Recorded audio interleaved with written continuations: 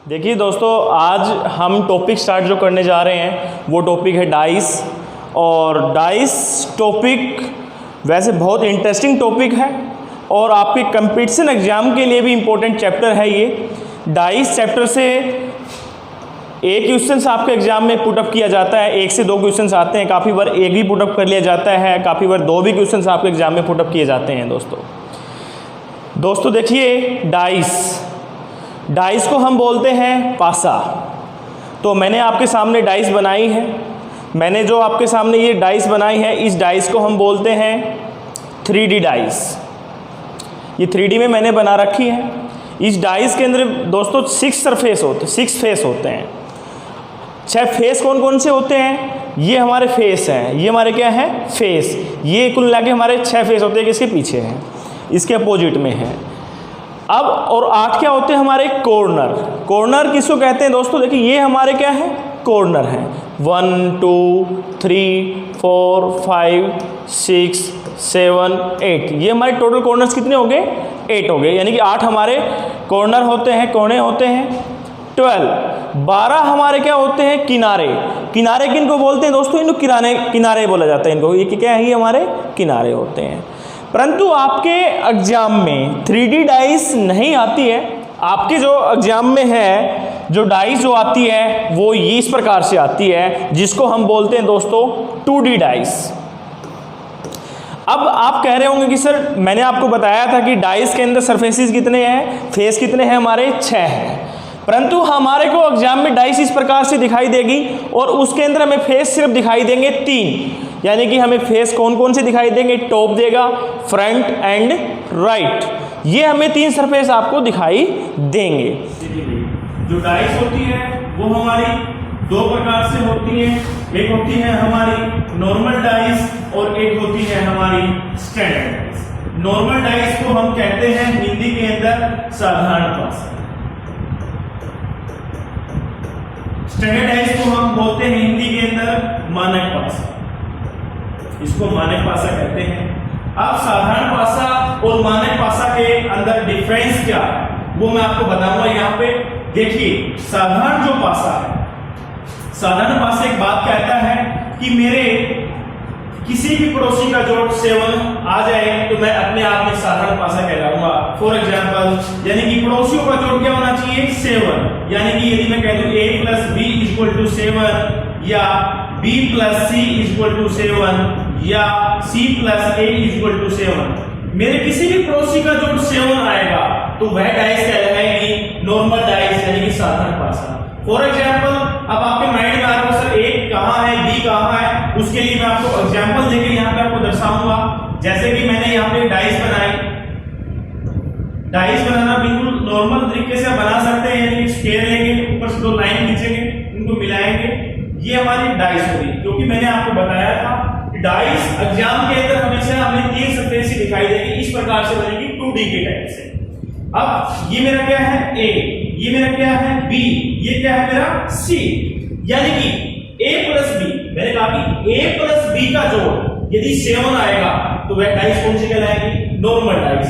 यदि B + C का जोड़ 7 आएगा तब भी वह डाइस क्या कहलाएगी? Normal dice. यदि C + A, यदि C + A का भी जोड़ 7 आएगा तो वह डाइस कौन सी कहलाएगी? 7। जरूरी नहीं कि तीनों का ही 7 आएगा, तीनों में से किसी भी एक पेयर का सम अगर 7 आता है तो वह हमारी डाइस कहलाती है नॉर्मल डाइस। जैसे कि मैंने यहाँ पे रख दिया 2, यहाँ पे रख दिया मैंने 5, यहाँ पे रख दिया 3। अब मैंने जोड़ करके देखा a + b, 2 + 5 कितने होंगे? 7। तो हमारे यहाँ पे आ गया कि जोड़ 7 आती कौन सी डाइस हो जाएगी? Normal dice. आगे क्या? आगे जोड़ आ रहा है 7? नहीं आ रहा। आगे आ रहा है 5 + 3 8, 3 + 2 5। इस प्रकार से हमने नॉर्मल डाइस के बारे में पहचान को बताना। अब आते हैं हम स्टैंडर्ड डाइस के अंदर। दोस्तों, जब हम सांप सीढ़ी खेलते हैं, लूडो के अंदर हम यूज करते हैं सीढ़ी को, गोटी को, वो हमारी गोटी इस प्रकार से होती है।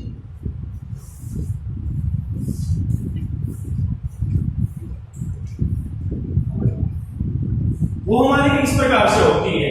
आप सभी जानते हैं कि उस वहां पे हमारे गोटी के ऊपर नंबर लिखा होता था 1 2 3 4 5 6, ये हमारे नंबरिंग यहाँ पे लिखे होते थे।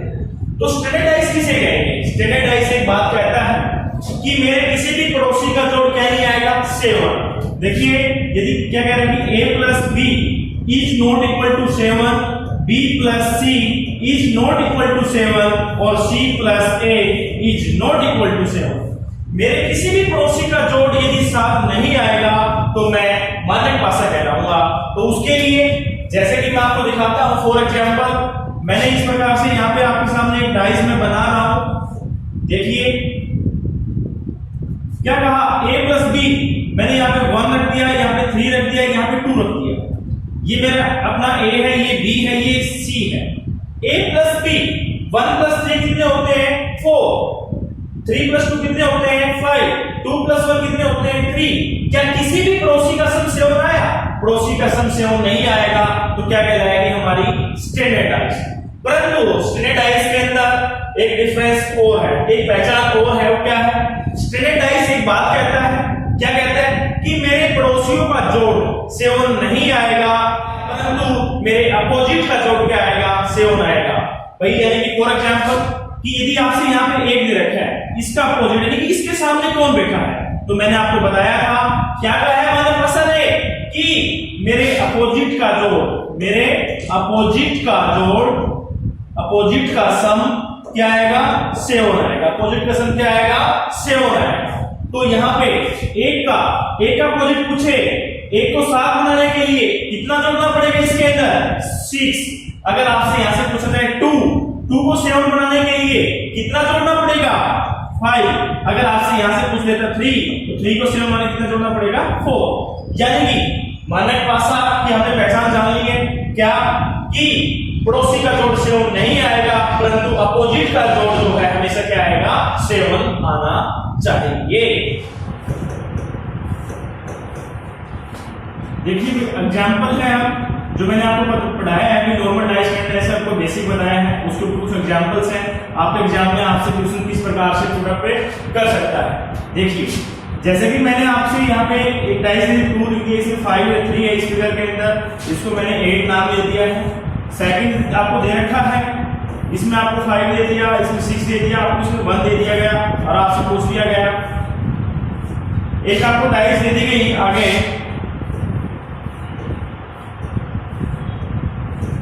इसको मैंने सी नाम दिया।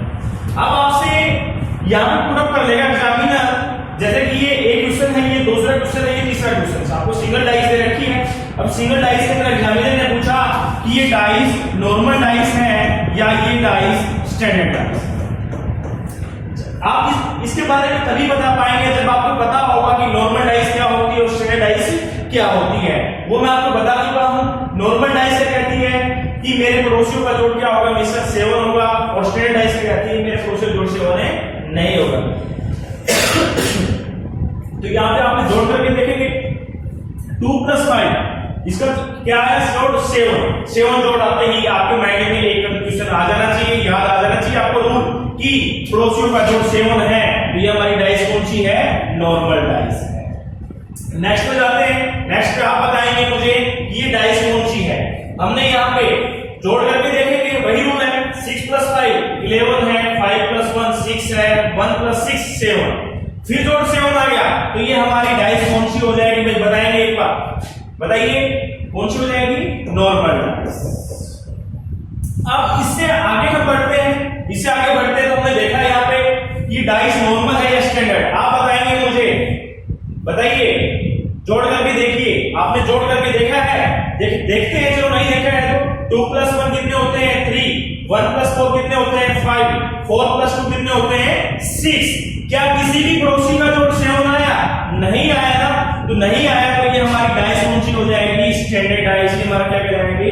मानक पासा। और एग्जामिनर यहीं से आपसे क्वेश्चन पुट अप कर लेता कि 2 का अपोजिट क्या होगा। तो मैंने आपको बताया था कि मानक पासा के अंदर अपोजिट का जोड़ हमेशा क्या होगा?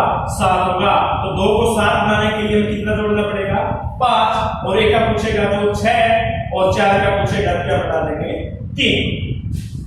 अब हम आगे बढ़ते हैं। आगे आपको जैसे कि सबसे पहले टाइम वेस्ट में आपको दे दिया रूल नंबर 1, इसके अंदर आपके 2 सरफेस कॉमन है।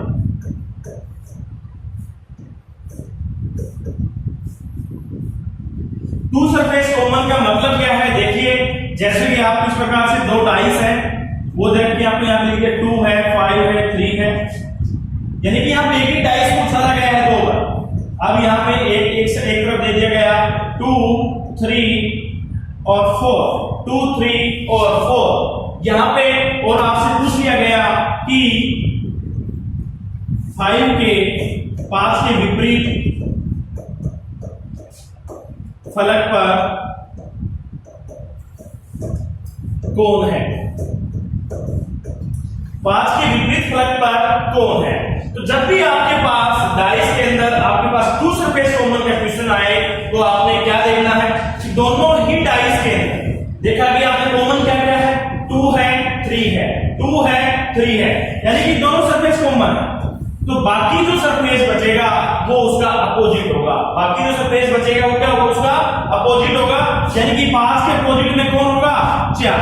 यानी हमारा आंसर क्या हो जाएगा? 5 के अपोजिट में, 5 के विपरीत में कौन बैठा है? 4 बैठा है। चाहे आपके 2 डाइस हो, चाहे आपके 3 डाइस हो, चाहे आपके पास 4 डाइस हो, किसी भी प्रकार से क्वेश्चन आए, 2 सरफेस कॉमन हो तो बाकी जो बचेगा वो एक दूसरे का अपोजिट बचेगा। अब इससे आगे चलते हैं। आगे आपको क्वेश्चन एग्जाम में आ सकता है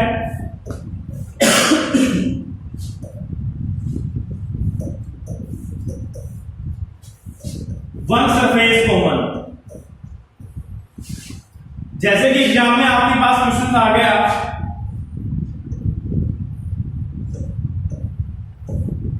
आपको दे दिया गया 2, 5, 4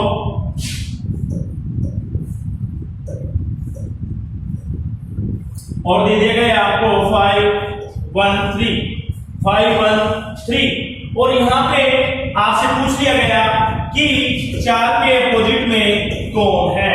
4 के अपोजिट में कौन बैठा है? 4 के विपरीत फलक पर कौन बैठा है?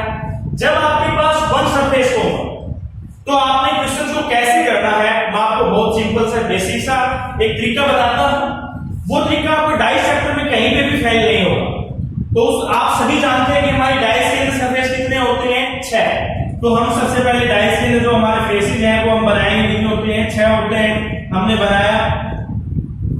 अब दोनों डाइस के अंदर हमारा कॉमन क्या है? दोनों डाइस के अंदर हमारा कॉमन क्या है? कॉमन क्या है हमारा? 5। कॉमन क्या हमारा? 5 है। ये 5 कॉमन है हमारा। अब हम क्या करेंगे? जो हमारा कॉमन है उसको हम लिख लेंगे सबसे पहले। ये सॉरी दिख नहीं रहा है तो इसको मैं दोबारा से लिख देता हूं यहां पे। तो 5 हमारा, तो 5 पे हमारा कॉमन है। अब या तो डाइस के अंदर आप क्या चलोगे? जो हमारा सरफेस जिस टाइप के ऊपर, जिस फेस के ऊपर होगा, जहां पे हमारा 5 कॉमन है वहां से आप चलेंगे क्लॉकवाइज, या आप चलेंगे एंटी क्लॉकवाइज। जैसे कि 5 क्लॉकवाइज चलेंगे तो 5 के बाद क्या आएगा? 2 के बाद क्या आएगा? 4। तो हम यहाँ पे क्या लिख देंगे? 2 और 4 लिख देंगे। उसी प्रकार से नेक्स्ट में 5 कहां पे है? ऊपर फेस पे है। 5 के बाद क्या रखा है? 3 के बाद 1, 3 और 1। तो हमसे अपोजिट किसका पूछा गया है कि 4 के सामने कौन बैठा है, विपरीत कौन बैठा है? तो आप देखेंगे 4 के विपरीत में कौन बैठा है? 8। और आपसे पूछा भी क्या गया है? 8।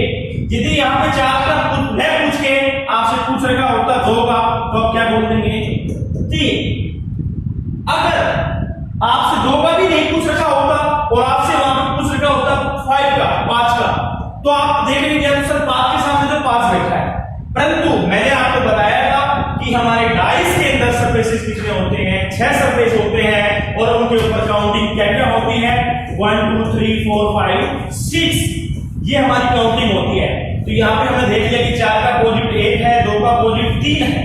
सिर्फ एक नंबरिंग हमारी यहाँ पे बचती है तो 5 का अपोजिट क्या होगा? 6 होगा। सिर्फ 6 नंबरिंग बचती है तो हमारी इसकी क्या हो जाएगा? हमारा 5 का अपोजिट क्या हो जाएगा? 6 हो जाएगा। दोस्तों इस प्रकार से वन सरफेस कॉमन का टू सरफेस कॉमन कर सकते हैं। परंतु मुझे फेसबुक पे कमेंट्स आ रहे हैं कि सर कि यहाँ पे 2 नहीं आके 2 डाइस नहीं, आप 3 डाइसेस का क्वेश्चन बताइए। तो मैं आपको चलो यहाँ पे 2 डाइस की बजाय 3 डाइस का एक एग्जांपल मैं आपको देके समझाता हूं। आपकी बार एग्जामिनर ने क्या किया? एक डाइस को 3 पर उछाला गया और उसके ऊपर नंबरिंग आपको जो दे रखी है वो दे रखी है 614, 614,536 और आपको इसके अंदर एक नंबरिंग और है, वो दे रखी है 412 और इसमें आपसे जो अपोजिट जो पूछा गया है वो पूछा गया है आपसे कि 2 के विपरीत स्तर पर क्या आएगा। 2 के विपरीत स्तर पर क्या आएगा। 2 के विपरीत स्तर।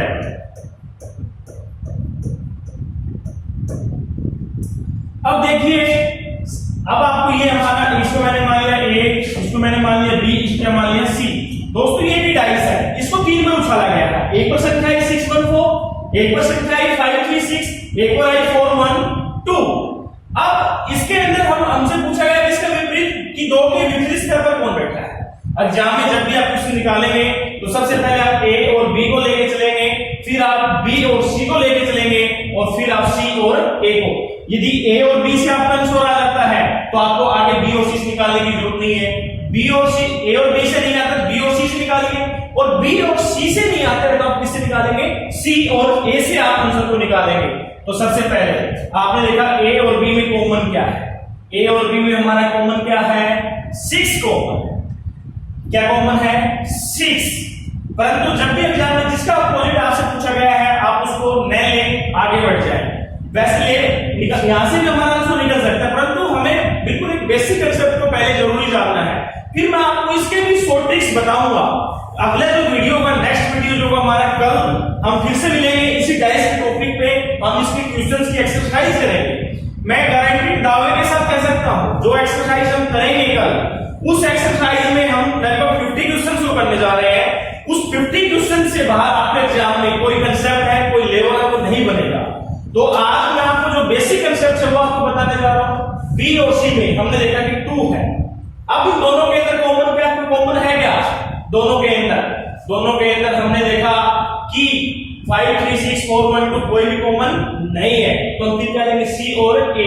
C और A में हमने कॉमन देखा, C और A में हमने कॉमन देखा, तो हमारा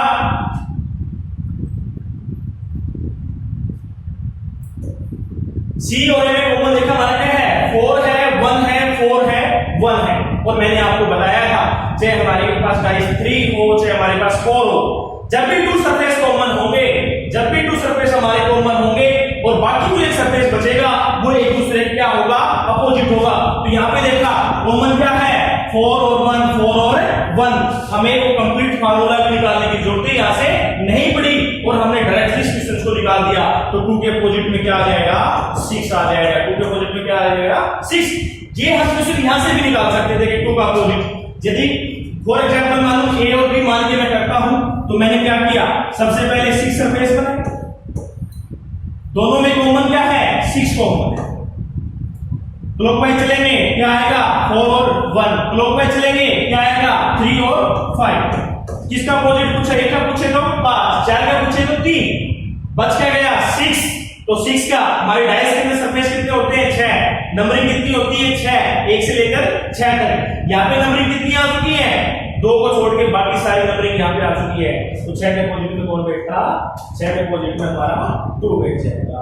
तो इस प्रकार से हम भी क्वेश्चन को निकाल सकते हैं। इसलिए मैंने क्या किया कि जो गिवन है, जो हमारा जिसका अपोजिट पूछा है वो उसकी वैल्यू वहां पे होना बहुत जरूरी है। ये हमारे क्वेश्चन इस प्रकार से कोई भी क्वेश्चन आएंगे, उम्मीद है कि आप लोग इस क्वेश्चन को निकाल सकते हैं। चाहे यहाँ पे 3 क्या, 4 क्या, 5 क्या, कितनी भी डाइस हमें दे दे, हम क्वेश्चन के आंसर को निकाल सकते हैं। देखिए दोस्तों, आगे हमारी है एक टाइप जो है आगे ओपन डाइस, और इस ओपन डाइस के अंदर ये डाइस ओपन डाइस जो बहुत इंपॉर्टेंट क्वेश्चन है आपके एग्जाम के लिए, क्योंकि आजकल कॉम्पिटिशन एग्जाम में जो क्वेश्चन जो बनता है वो आपके ओपन डाइस से ही क्वेश्चन बनता है। तो ओपन डाइस किस प्रकार से होती है क्वेश्चन देखेंगे। फॉर एग्जांपल के तौर पर मैं ओपन डाइस बना रहा हूं आपकी, इसके अंदर आपको संख्या दे दी, जैसे कि मैंने नंबरिंग मान लिया 1 2 3 4 5 6। आपको इस प्रकार से आपकी नंबरिंग दे दी गई है और यहाँ पे आपसे पूछ लिया जाए कि 1 का अपोजिट क्या होगा, 2 का अपोजिट क्या होगा और आपसे 3 का अपोजिट क्या होगा। देखिए मैंने आपको पहले बताया था कि पड़ोसी कभी अपोजिट नहीं होते और अपोजिट कभी पड़ोसी नहीं होता। तो यहाँ पे देखिए एक का अपोजिट आउटर साइड होगा, ये नंबरिंग होगी, एक अपोजिट कितना हो जाएगा 6। और यहाँ पे आपसे अगर पूछा जाए 2 के पड़ोस में कौन बैठा है 3, तो 2 का अपोजिट 3 तो नहीं हो सकता, और क्या हो सकता है 4। आपसे यहां से पूछ लिया गया कि 3, तो 3 का पड़ोसी 4 नहीं हो सकता क्योंकि वो तो अपोजिट हो चुका है 2 का, तो 3 का पड़ोसी कौन होगा 5 होगा। काफी बार तो आपसे इस प्रकार सिंपल सा ओपन डाइस देके क्वेश्चन पुट अप कर लेता है, परंतु काफी बार एग्जामिनर क्या करता है, इस प्रकार से आपको ओपन डाइस देगा और आपको 4 ऑप्शन देगा। वो क्या देगा आपको 4 ऑप्शन देगा। वो 4 ऑप्शन कैसे आएंगे, किस प्रकार से आएंगे, देखिए आपको दे दिया गया फर्स्ट ए ऑप्शन 162 दे दिया, बी ऑप्शन क्या देगा आपको 241 दे दिया, सी ऑप्शन आपको दे दिया गया 526 दे दिया, और डी ऑप्शन आपको क्या दे दिया 461 दे दिया। अब क्या कह रहा है एग्जामिनर उस टाइम पे, यहां पे ये बातें नहीं होंगी, ये आपका गिवन नहीं होगा। आगे क्या आएगा, आपसे पूछेगा कि इन चारों में से ओपन डाइस को अगर हम क्लोज कर दें, फोल्ड कर दें, तब हमें कौन सी डाइस दिखाई देगी। तो तब आपने क्या करना है भाई, आपको मैंने बताया था अभी जैसे निकाला था वैसे ही करना है आपने। सबसे पहले आप देखेंगे कि अपोजिट कौन कौन अपोजिट बैठा है। आपने देखा 1 के अपोजिट में कौन है, हमने किया था कि 6, 2 के अपोजिट में कौन है 4 है, 3 के अपोजिट में कौन है 5। तो जहां पे 1 आ गया उस फिगर के अंदर क्लोज करने के बाद क्या दिखाई नहीं देगा 6। जहां पे 2 आ गया वहां पे क्या दिखाई नहीं देगा 4, और 4 आ गया क्या दिखाई नहीं देगा 2, और जहां पे 3 आ गया तो क्या नहीं दिखाई देगा 5, और जहां 5 आ गया क्या नहीं दिखाई देगा 3। अब उसके बाद हम आए ऑप्शन के अंदर 1 2 6, 1 आया हुआ है तो क्या नहीं आना चाहिए था 6, यहाँ पे 6 है तो इसलिए क्या हो जाएगा, ये गलत हो जाएगा। नेक्स्ट पे आए 1 आएगा क्या नहीं होना चाहिए 6 है यहाँ पे नहीं है। आगे है 2 आ जाए तो क्या नहीं होना चाहिए 4, यहाँ पे 4 है तो इसलिए ये भी क्या हो जाएगी, गलत हो जाएगी। सी पे जाएगा 5 2 6, 5 आ जाए तो क्या नहीं आना चाहिए 3, यहाँ पे 3 नहीं है। 2 आ गया क्या नहीं आना चाहिए 6 नहीं है, सॉरी 4 नहीं है। आगे क्या 6 क्या नहीं आना चाहिए 1, तो दिस फिगर इज क्या हो जाएगी राइट, क्योंकि इस फिगर के अंदर आपको भाई कोई भी अपोजिट जो पड़ोसी नहीं हो रहा, जो पड़ोसी है वो अपोजिट नहीं हो रहा। दोस्तों आज मैंने इस वीडियो के अंदर, ये हमारा आज का फर्स्ट लेक्चर है इस लॉकडाउन के अंदर। बच्चों ने जो बोला था कि सर इसकी भाई लॉकडाउन के अंदर भी हम घर बैठ कुछ स्टडी कर लें, तो कोशिश की गई है कि इस वीडियो के दौरान मैं आपको कुछ ऐसे पॉइंट्स में बताऊं जिससे कि आपके पॉइंट्स क्लियर हो जाए। मैंने पहले भी कहा कि डिफेंस के लिए ऑनलाइन क्लासेस इतनी यूजफुल नहीं होती हैं, बट इस लेक्चर्स के अंदर, उस वीडियोस के अंदर हम आगे जो भी अपडेट करेंगे उसके अंदर हम कोशिश कर रहे हैं कि आपको बारीकी से कुछ पॉइंट्स बताए जाए और आप समझें। आज मैंने आपको डाइस चैप्टर का कुछ बेसिक बताया है और कल मैं आपसे डाइस चैप्टर के ऊपर आपसे एक्सरसाइज, क्योंकि इसमें बहुत सारे पॉइंट्स ऐसे हैं जो मैंने अभी नहीं बताए हैं, जो कि क्वेश्चंस के अंदर आएंगे वो पॉइंट्स, कुछ ट्रिक्स भी बताऊंगा आपको बेसिकली इसके ऊपर। और कल हम यहाँ पे 40 to 50 क्वेश्चंस को यहाँ पे डिस्क्राइब करेंगे, आपके सामने एक्सप्लेन करेंगे और आप लोग भी निकाल कर देखेंगे। मुझे उम्मीद है कि इस लेक्चर को जो बनाया गया आपको समझ में आया होगा, और समझ में नहीं आया है तो आप कमेंट्स के अंदर डाल सकते हैं। अगर समझ में आया है तब भी अपने कमेंट्स दीजिए। कुछ सजेशंस भी आप फेसबुक पे जो लाइव चलेगा, हमारा यूट्यूब के ऊपर चलेगा, तो उसके ऊपर आप हमें सजेशन से दे सकते हैं। और कल आपके लेक्चर्स मैथमेटिक्स का भी आएगा। आज टेक्निकल प्रॉब्लम की वजह से, देखिए ये लेक्चर आज फेसबुक पे 5 बजे हमें लाइव आना था, बट टेक्निकल प्रॉब्लम की वजह से ये 5 बजे लाइव नहीं आ पाए, तो इस वजह से ये आपके पास 7 बजे तक जो कि आज 7 बजे आया है। कल आपको बता दिया जाएगा, टाइम से मैसेज आ जाएगा आपके पास कि किस टाइम हम आपका लेक्चर जो मैथमेटिक्स का लाइव किस टाइम आएगा, रीजनिंग का टाइम किस टाइम आएगा, या जीके का किस टाइम लाइव लेक्चर आएगा। आपको सारी इंफॉर्मेशन आपको दी जाएंगी। मुझे उम्मीद है कि आपको टॉपिक समझ में आया। जय